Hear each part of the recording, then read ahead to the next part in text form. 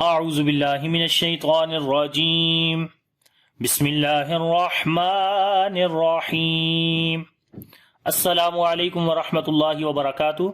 میرا نام حافظ بلال احمد ہے اور انشاءاللہ آج کی اس کلاس کے اندر ہم سورہ بقرہ کی آیت نمبر 4 سے شروع کریں گے۔ تو اگر ابھی تک آپ نے میرا channel on line Islamic classes Urdu subscribe نہیں کیا تو کائنڈلی اس کو سبسکرائب کر لیں اور ساتھ میں گھنٹی کو بھی دبا دیں تاکہ جیسے ہی کوئی نئی ویڈیو اس چینل کے اوپر آئے تو آپ کو اس کی نوٹیفیکیشن مل جائے۔ تو سبق شروع کرتے ہیں۔ بسم اللہ الرحمن الرحیم والذین یؤمنون والذین یؤمنون والذین یؤمنون بما انزل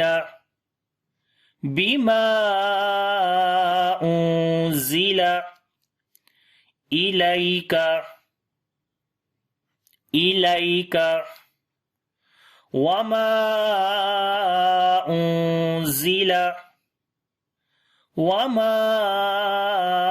انزل من قبلک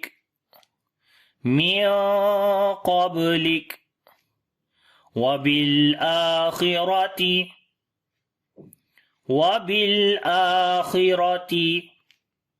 هم يوقنون۔ والذین، واو کو لام کے ساتھ ملائیں گے، لام کے اوپر صفت توسط آئے گی، زال کو نرم پڑھیں گے، لمبا بھی کریں گے، یا مدہ ہے۔ اور یہاں پر ایک چیز سمجھنے والی ہے کہ یہ الف جو ہے یہاں پر ہم نہیں پڑھ رہے، واو کو ڈائریکٹ لام کے ساتھ ملا رہے ہیں، لیکن اگر اس سے پیچھے والی کلاس آپ دیکھیں تو یہ شروع میں یہ میں نے آپ کو بتایا تھا، تو یہاں پر ہم الذین پڑھ رہے تھے، یعنی الف کے اوپر زبر لگا کر۔ تو یہاں پر ہم والذین کیوں نہیں پڑھ رہے؟ اس کی وجہ یہ ہے کہ یہ حمزہ جو ہے یہ حمزۃ الوصل ہے۔ حمزۃ الوصل ابتدائی کلام میں، یعنی کہ جب کسی لفظ کے شروع میں آئے گا تو وہاں پر وہ پڑھا جائے گا، اس کو پڑھتے ہیں، اس کے اوپر زبر زیر پیش لگا کر اس کو پڑھا جاتا ہے۔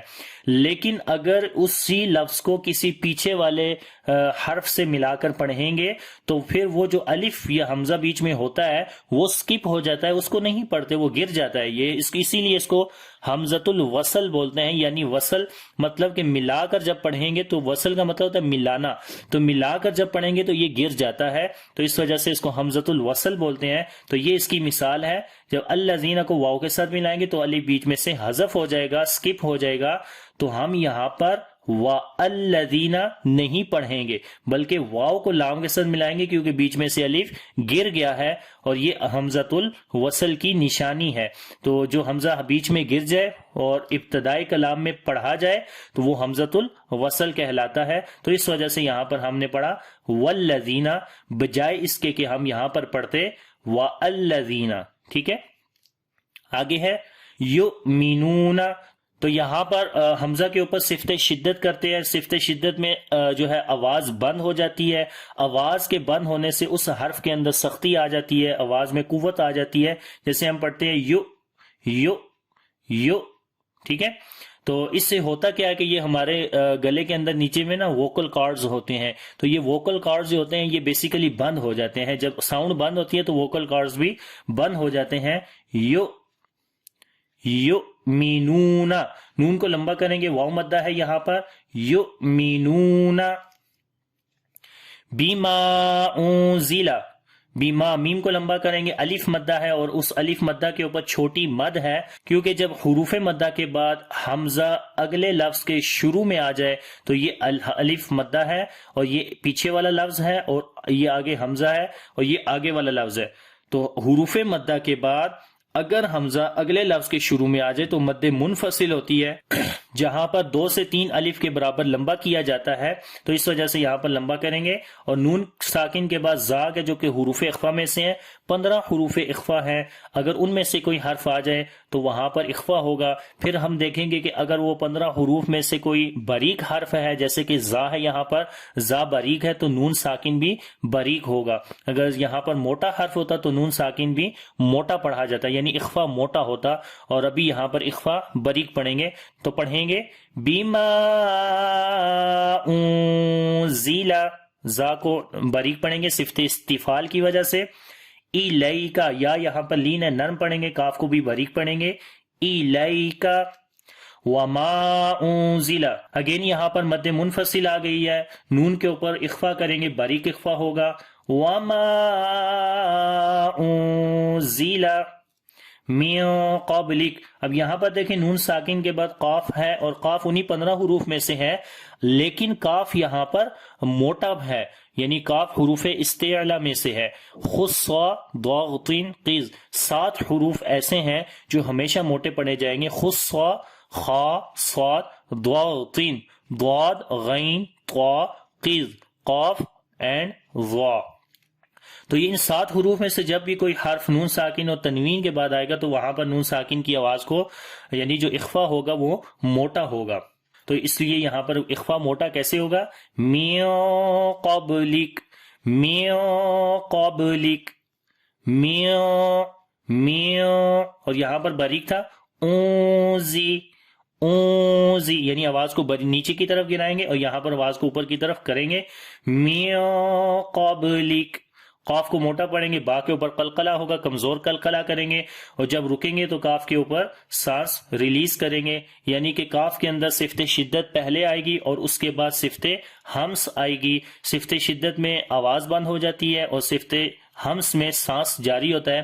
تو دیکھیں ہم پہلے آواز بند کریں گے، قبلک، لک، تو بالکل آواز بند ہو گئی ہے۔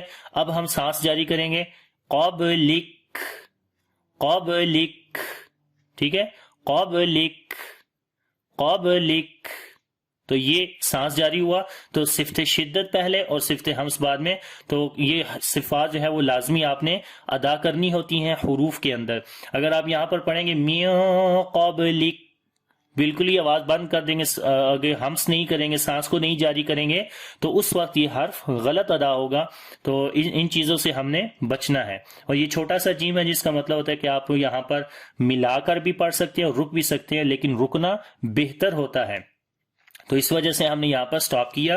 آگے ہے وَبِالْآخِرَةِ، وبل، با کو لام کے ساتھ ملائیں گے، لام کے اوپر صفت توسط آئے گی، حمزہ کو لمبا کریں گے، کھڑی زبر ہے اس کے اوپر، خا کو موٹا پڑھیں گے، را کو بھی موٹا پڑھیں گے، وَبِالْآخِرَةِ ہم یوقنون۔ میم ساکن کے بعد یا ہے تو یہاں پر اظہار شفوی ہوگا، میم کی آواز کو ظاہر کر کے پڑھیں گے، اور یہاں پر صفت توسط بھی ہوگی، ہم یوقنون۔ یو کو لمبا کریں گے، واو مدہ ہے، قاف کو موٹا پڑھیں گے، نون کو بھی لمبا کریں گے، یہاں پر بھی واو مدہ ہے، اور جب رکیں گے تو مد عارض آ جائے گی، تو پڑھیں گے ہم یوقنون۔ اب پوری آیت کو پڑھتے ہیں، والذین یؤمنون بما انزل الیک وما انزل من قبلک وبالآخرة هم یوقنون۔ تو یہ آج کا سبق ہے، انشاءاللہ اگلی کلاس کے اندر یہاں سے آگے پڑھیں گے۔ اگر ویڈیو اچھی لگے تو اس کو لائک اور شیئر ضرور کریے گا۔ انشاءاللہ اگلی کلاس کے اندر نئے سبق کے ساتھ حاضر ہوں گا۔ اللہ حافظ، السلام علیکم ورحمۃ اللہ وبرکاتہ۔